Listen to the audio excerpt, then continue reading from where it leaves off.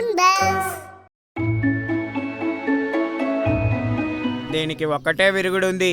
మీరు ఈ అడవిని వదిలిపెట్టి వేరే అడవికి వెళ్ళండి. అసలు నువ్వెవరు? నేను ప్యారడైజ్లో నానీని. ఏంటి?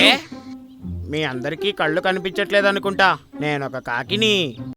అడవే మనిల్లు.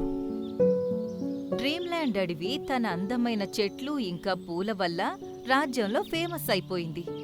ఇక్కడ వాతావరణం ఎలా ఉంటుందంటే ఇక్కడికొచ్చిన పక్షులు కాని జంతువులు కాని ఒక్కసారి ఈ అడవికి వచ్చాయంటే వదిలి వెళ్ళవు. ఒకరోజు సాయంత్రం జంతువులన్నీ చెరువు ఒడ్డు దగ్గర్లో ఆడుకుంటూ ఉన్నాయి. మిత్రులారా, మీకు ఈ విషయం తెలుసా? మన పక్క అడవిలో ఏం జరిగిందో? అక్కడ చెట్లన్నింటినీ ప్రభుత్వం నరికేస్తోంది. ఇప్పటికే అక్కడ సగం అడవి మాయమైపోయింది. అడవి సగానికి పైగా నాశనం అయిందా? ఇది చాలా బాధాకరమైన విషయం. ఇంకో విషయం, వాళ్ళ అడవిని నాశనం చేసిన తర్వాత ఇక్కడికొచ్చి మన అడవిని నాశనం చేయరు కదా. లేదు లేదు, ఆ అడవిలో జంతువులన్నీ చెత్తను నింపేశాయి. ప్రభుత్వం చూసి ఈ అడవి వల్ల అనేక రోగాలు వస్తాయేమోనని ఆ అడవిలో ఉన్న చెట్లన్నింటినీ నరికేశారు. మన అడవి అయితే చాలా అందంగా ఉంది. ఇక్కడ చెట్లన్నింటినీ నరికేయాలన్న ఆలోచన కూడా వాళ్ళకి రాదు. అప్పుడే నీటితో నిండిన ఒక బెలూన్ వచ్చి చెట్టు మీద పడింది. అది పగిలి అందులో ఉన్న రంగు చెట్టుకి అంటుకుంది. అరే, అసలేంటిది? నన్ను కాస్త వెళ్ళి చూడనివ్వు.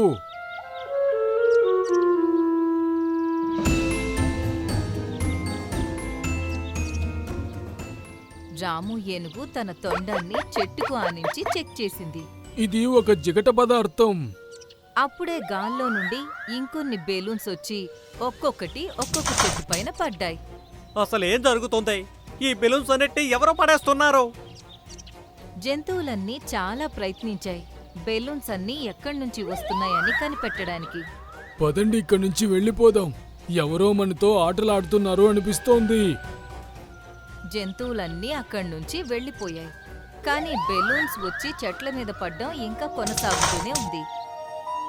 సాయంకాలం జంతువులన్నీ ఒకచోట సమావేశం అయ్యాయి.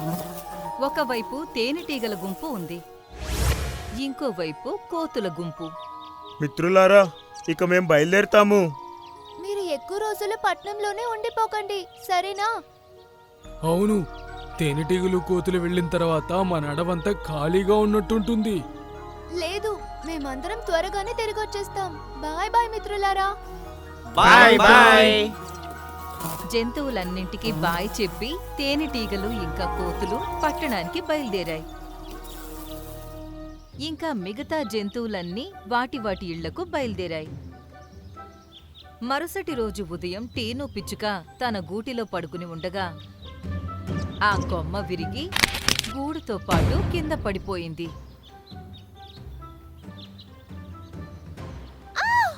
ఏంటిది? నా గూడు ఉన్న కొమ్మ ఎలా విరిగిపోయింది? వెళ్ళి చెట్టు పైన చూసింది. దానికి అక్కడ ఆకుపచ్చ రంగులో ఏదో కనిపించింది. అరే, ఈ చెట్టు మీదకి గ్రీన్ కలర్ ఎలా వచ్చింది? అది చుట్టుపక్కల చూస్తే చెట్ల అన్నిటిపైన ఆకుపచ్చ రంగులో దుర్వాసనతో ఏదో కనిపించింది. మెల్లమెల్లగా అన్ని జంతువులకు ఈ విషయం తెలిసింది. అందుకు ఒకచోట సమావేశమయ్యాయి. నాకు అర్థమే కావట్లేదు, మన అడవిలో ఉన్న చెట్లన్నీ ఇంత గ్రీన్ గా, ఇంత బలహీనంగా ఎలా మారుతున్నాయో. మనం దేని గురించి ఒకసారి రాము ఏనుగుతో మాట్లాడాలి. తనకు దేని గురించి ఏమైనా తెలిసే ఉండొచ్చు. అప్పుడే రాము ఏనుగు కూడా అక్కడికొచ్చింది. నాకు దీని గురించి తెలుసని మీకందరికీ ఎందుకు అలా అనిపిస్తోంది? ఎందుకంటే నువ్వు మాకన్నా పెద్దవాడివి. అంటే దీని అర్థం నువ్వే మా అందరిలో చాలా తెలివైన వాడివి. అది విని రాము ఏనుగు నవ్వుకుని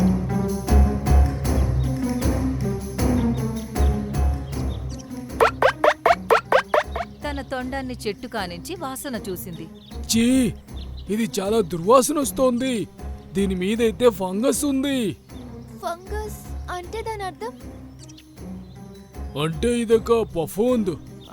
అంటే దాని అర్థం ఏంటి? అరే, మీరందరూ ఎన్ని ప్రశ్నలు అడుగుతారు? పఫూంద్ అంటే ఒక వైరస్ లాంటిది. అది చెట్లకు అంటుకుంటే చెట్లన్నీ నాశనమైపోతాయి. ఇది విని జంతువులన్నీ భయపడ్డాయి. అంటే మన అడవంతా కూడా నాశనం అయిపోతుందా? ఇప్పుడైతే కాదు, ఈ ఫంగస్ ఎప్పుడైతే వేగంగా వ్యాపిస్తుందో అప్పుడు మన అడవిలో ఉన్న చెట్లన్నిటినీ ఈ ఫంగస్ నాశనం చేసేస్తుంది. అప్పుడే ఒక చెట్టుకున్న 2 బలమైన కొమ్మలు విరిగి కింద పడ్డాయి. ఇది చాలా పెద్ద ప్రమాదంలా ఉంది.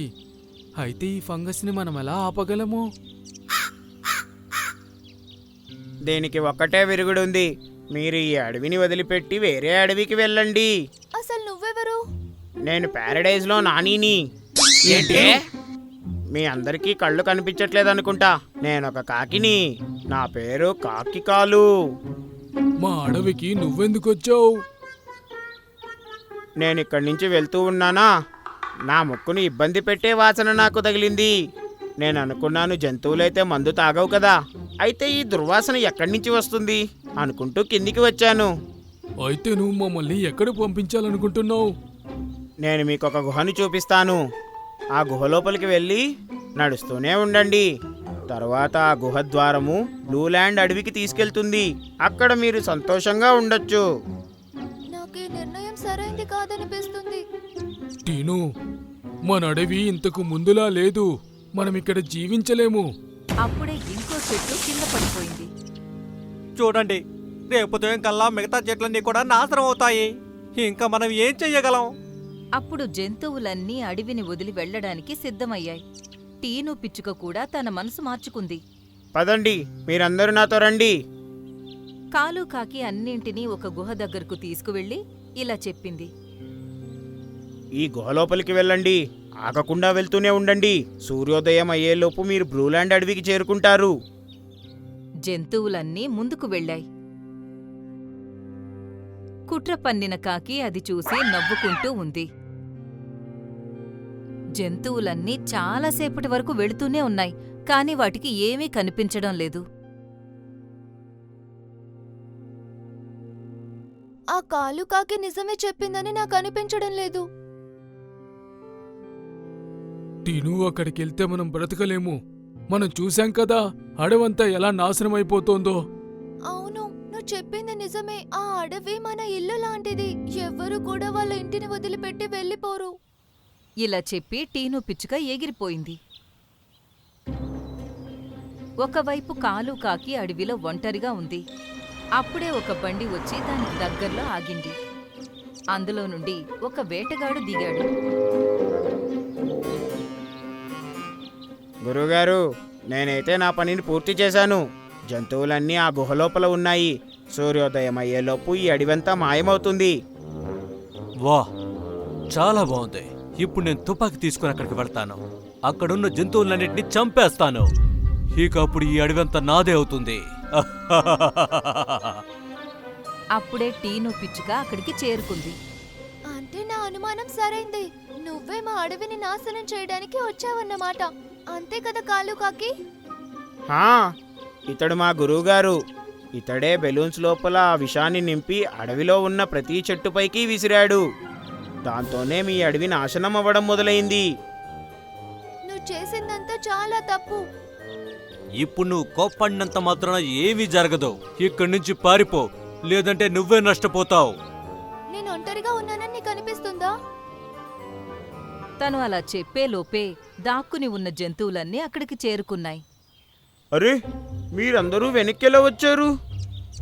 మేము మేము ఇక్కడికి ఇక్కడికి ఎందుకు ఎందుకు తిరిగి వచ్చామంటే వచ్చామంటే ఈ అడవి ఈ అడవి మాకు మాకు ఇల్లు ఇల్లు లాంటిది. వా, డైలాగ్ అయితే భలే చెప్పారు, కానీ నా దగ్గర తుపాకీ ఉంది.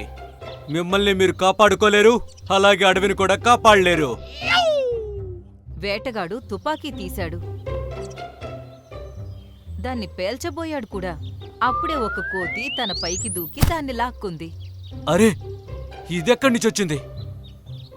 అతను వెనక్కి తిరిగి చూస్తే కోతుల గుంపు అక్కడికి చేరుకుంది. ఇప్పుడు మీరెందుకు తిరిగి వచ్చారు? టీను పిచ్చుక మమ్మల్ని పిలుచుకొని వచ్చింది. నువ్వు చూస్తూ ఉండు. మా ఇంటిని ఎవరైనా నాశనం చేయాలని చూస్తే వాళ్ళకి ఏ గతి పట్టిస్తామో. తేనెటీగలు. అప్పుడు తేనెటీగలన్నీ కలిసి వేటగాడిని చుట్టుముట్టాయి. ఇప్పుడు ఈ తేనెటీగలు ఎక్కడి నుంచి వచ్చాయి? పరిగెత్తండి. అప్పుడు ఈగలన్నీ కలిసి వేటగాడిని చుట్టుముట్టాయి. ఆ! అయ్యో దేవుడా! ఆ! ఆ! అతన్ని గట్టిగా కుట్టేశాయి. నన్ను క్షమించండి, నేను తప్పు చేశాను. అయితే ఇప్పుడు త్వరగా చెప్పు, ఈ ఫంగస్ ని ఎలా ఆపాలి? నా బండిలో ఒక డ్రమ్ ఉంది. ఆ డ్రమ్ములో నూనె ఉంది. ఆ నూనె వాడితే ఈ ఫంగస్ అంతా మాయమైపోతుంది. మిత్రులారా, త్వరగా పదండి. కోతులన్నీ కలిసి బండిలో ఉన్న డ్రమ్ని కిందకి దించి ఆ తర్వాత ఆ నూనెని చేతులతో తీసుకుని అడవిలో ఉన్న చెట్లన్నింటికీ పూయడం మొదలుపెట్టాయి. కొద్ది సమయంలోనే చెట్లన్నింటికీ నూనె రాసేశాయి. చెట్లన్నీ మామూలుగా మారిపోయాయి. జంతువులన్నీ ఆనందంగా ఊపిరి పీల్చుకున్నాయి. మంచిదైంది, ఫంగస్ తొలగిపోయింది. నేను నడవలేకపోతున్నాను. నన్ను మా ఊరి వరకు తీసుకొని వెళ్ళండి. అది విని జంతువులన్నీ నవ్వాయి. మళ్ళీ అడవిలో సంతోషపు ఛాయలు అలుముకున్నాయి. అరే, ఈ యాపిల్ ఎక్కడి నుంచి వచ్చింది? ఇదైతే నా ఫేవరెట్ ఫ్రూట్. అది పైకి చూస్తే దానికి ఏమీ కనిపించలేదు. పోనీలే, ఏం కాలేదు. నా గూటిలో పడింది కాబట్టి ఇంకా ఇది నాదే. చీను యాపిల్ని ఎంజాయ్ చేస్తూ తినడం మొదలుపెట్టింది. ఆ ఆ ఆ నా గొంతులో ఎందుకు నొప్పిగా ఉంది? ఆ ఆ దయ కలిగిన గద్ద, దుష్ట రాబందు మరియు గుల్నార్ దేవకన్య. ఒక చెట్టు మీద అడవిలో అందరికన్నా దుష్ట పక్షి అయిన గోల్డీ రాబందు తన భార్య మింకీ గద్దతో కలిసి ఉండేది. మింకీ ఎప్పుడూ జంతువులు మరియు పక్షులకి సహాయం చేయడానికి సిద్ధంగా ఉండేది. అలా చేయడం గోల్డీకి అస్సలు ఇష్టం లేదు. నువ్వొక గ్రద్ద ఇండి కూడా పక్షులకి సహాయం చేస్తుంటావు. నీ సమయాన్ని వృధా చేసుకోవడం వల్ల నీకు వచ్చే లాభమేంటి? నేనే కాదు, అడవిలో అందరూ ఒకరికొకరు సహాయం చేసుకుంటారు. నువ్వొక్కడివి ఈ అడవిలో ఉన్న దుష్టుడివి. ఒకరోజు రాత్రి మింకీ నిద్రలేచి ముందుకు వెళ్ళింది. అప్పుడే గోల్డీకి కూడా మెలకువ వచ్చింది. అది కూడా తన వెంటే వెళ్ళింది. మింకీ ఒక కొండపైకి వెళ్ళి ఆగింది. గుల్నార్ దేవకన్య, నేను వచ్చేశాను. అప్పుడే అక్కడికి ఒక దేవకన్య ప్రత్యక్షమవుతుంది. మింకీ గద్ద, ఎలా అయితే నీకు జంతువులకి సహాయం చేయడం అంటే ఇష్టమో అది చూసి సంతోషంతో నేను నీకొక వస్తువు ఇవ్వాలని నిర్ణయించుకున్నాను. అలా అని ఆ దేవకన్య మంత్రదండాన్ని తిప్పింది. తన చేతుల్లోకి ఒక ప్లేట్ వచ్చింది. ఇదిగో ఇదొక మాయావి ప్లేట్. ఇందులో నువ్వు తినడానికి ఏది కోరుకున్నా సరే వెంటనే అది ప్రత్యక్షమైపోతుంది. మీకు చాలా చాలా కృతజ్ఞతలు. తన మాట విన్నాక దేవకన్య మాయమైపోయింది. ఈ ప్లేట్ని ఇక్కడే దాచిపెట్టేస్తాను. అవసరం ఉన్నప్పుడు ఇక్కడికి వచ్చి దీన్ని ఉపయోగిస్తాను. మింకీ ఆ ప్లేట్ని తోటలోనే వదిలేసి అక్కడి నుండి వెళ్ళిపోయింది. ఇప్పుడు అసలైన ఆట మొదలవుతుంది. గోల్డీ రాబందు ఆ ప్లేటు ముందు నిల్చుని ఇలా అంది. మాయావి ప్లేట్, నాకొక యాపిల్ ఇవ్వు. అది తిన్నవాళ్లు మూగవాళ్లలా మారిపోవాలి. అప్పుడే ఆ ప్లేట్లోకి యాపిల్ దానంతట అదే ప్రత్యక్షమైంది. గోల్డీ ఆ యాపిల్ని తీసుకుని అక్కడి నుండి వెళ్ళిపోయింది. అది మీను పిచ్చుక చెట్టు దగ్గరకు చేరుకుని దాక్కుని చూస్తూ ఉంది. చూడు చీను, నేను కాస్త బుల్బుల్ పిన్ని దగ్గరికి వెళ్ళొస్తాను. తన గూడు విరిగిపోయింది. అది మళ్ళీ కట్టడానికి నేను తనకి సహాయం చేయాలి. అలాగే అమ్మా, మీరు వెళ్ళండి, నేను ఇక్కడే ఉంటాను. మీను పిచ్చుక అక్కడి నుండి ఎగిరిపోయింది. అప్పుడే గోల్డీ రాబందు పైకి ఎగిరి ఆ యాపిల్ని గూటిలో పడేసింది. అరే, ఈ యాపిల్ ఎక్కడి నుంచి వచ్చింది? ఇదైతే నా ఫేవరెట్ ఫ్రూట్. అది పైకి చూస్తే దానికేమీ కనిపించలేదు. పోనీలే, ఏం కాలేదు. నా గూటిలో పడింది కాబట్టి ఇంకా ఇది నాదే. చీను యాపిల్ని ఎంజాయ్ చేస్తూ తినడం మొదలుపెట్టింది. కాసేపటికి ఉన్నట్టుండి ఆ ఆ ఆ నా గొంతులో ఎందుకు నొప్పిగా ఉంది? ఆ ఆ ఆ తన గొంతులో నొప్పి మొదలయ్యి మాట మోగపోయింది.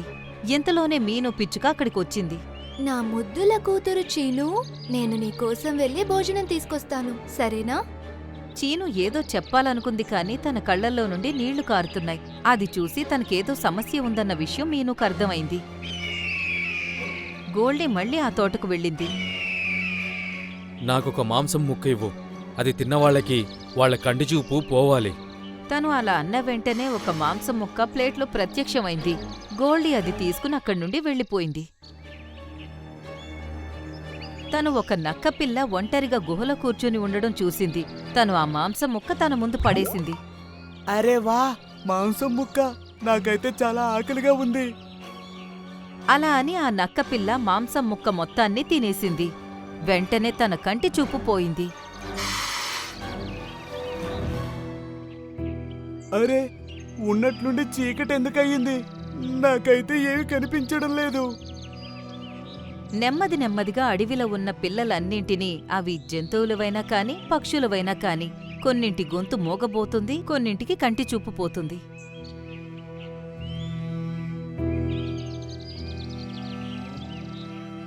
అడవిలో ఉన్న జంతువులన్నీ కంగారు పడి ఒక సభను ఏర్పాటు చేసుకున్నాయి.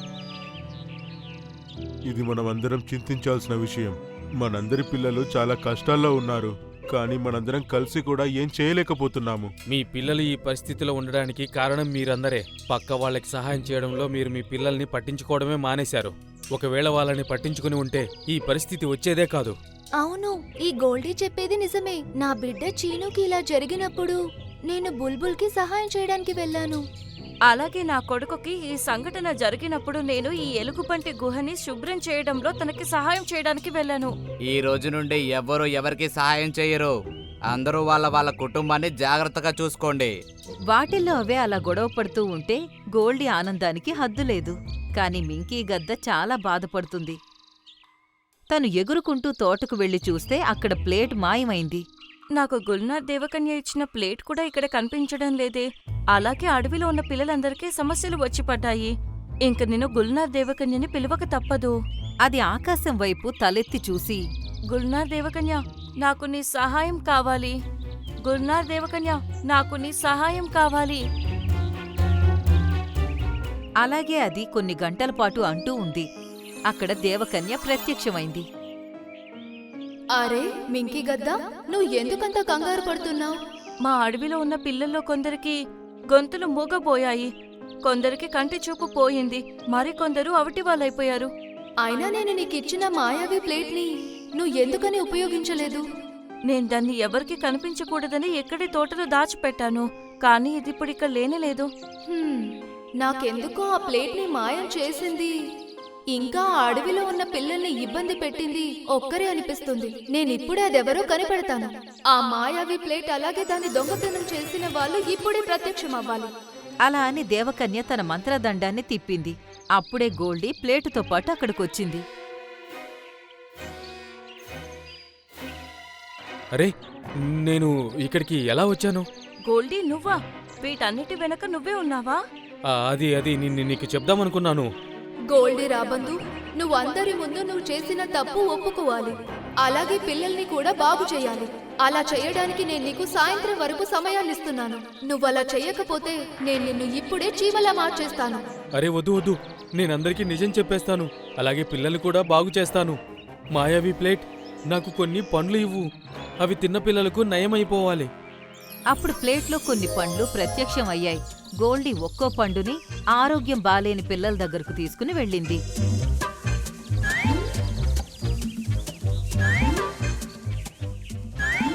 పిల్లలన్నీ ఆ పండ్లను తిన్నాయి. అమ్మా, నా గొంతు తిరిగి వచ్చేసింది. అమ్మా, నాకు ఇప్పుడు అన్నీ కనిపిస్తున్నాయి. పిల్లలన్నీ ఆరోగ్యవంతంగా అయ్యాయి.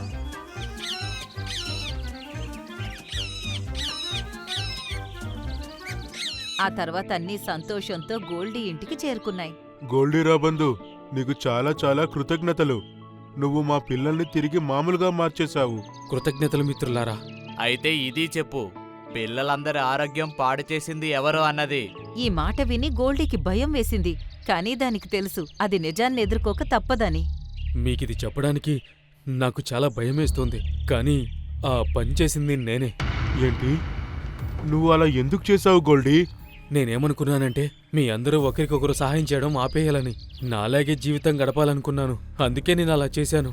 ఈ మాట విని జంతువులన్నింటికీ కోపం ఇంకా పెరిగిపోయింది. గోల్డీ అన్న, మీరు మా గురించి చాలా ఎక్కువగా ఆలోచిస్తున్నారు. మీరు మా కోసం ఎంతో మంచి చేశారు. అందుకు మీకు ఏదో ఒక బహుమతి ఇవ్వాల్సిందే. అరే no no no no no no thanks. జంతువులన్నీ గోల్డీ పైకి ఎగబడ్డాయి. అలాగే తన అరుపులు అడవి మొత్తం వినిపిస్తున్నాయి. ఆ, వదిలేయండి. అరే చంపేశారు నన్ను. అక్కడే నిల్చున్న మింకీ గద్ద ఇంకా దేవకన్య గోల్డీ అరుపులు విని నవ్వడం మొదలుపెట్టారు. మిత్రులరా, చెడు చేయడానికి ఎంత ప్రయత్నించినా సరే, కానీ మంచిని మాత్రం అస్సలు ఓడించలేరు.